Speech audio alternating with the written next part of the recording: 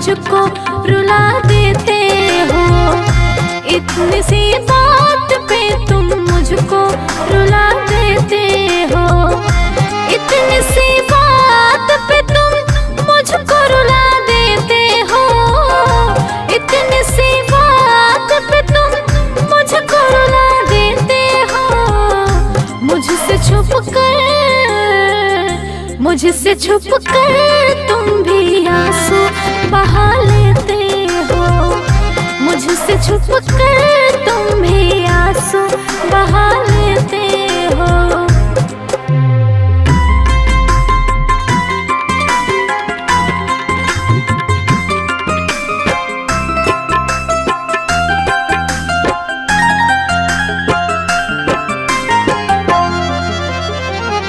झूठी कसमें झूठे वादे सिर्फ करते हो। मुझको लगता किसी और पे तुम मरते हो।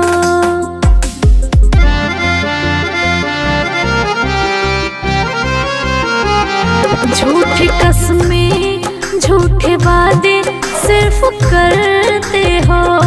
मुझको लगता किसी और पे तुम मरते हो। बन के बेदर्द मेरा दर्द बढ़ा देते हो।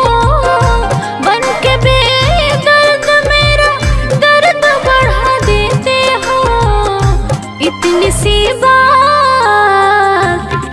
सी बात पे तुम मुझको रुला देते हो। इतनी सी बात पे तुम मुझको रुला देते हो।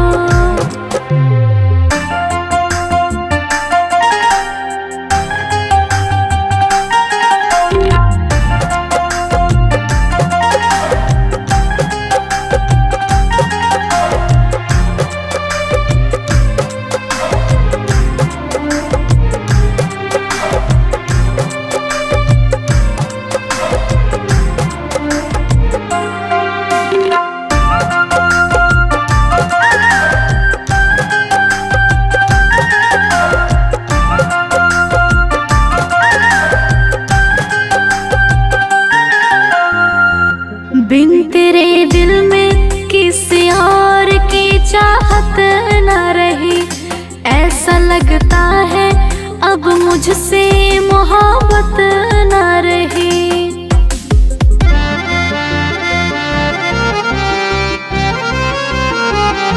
बिन तेरे दिल में किसी और की चाहत न रही।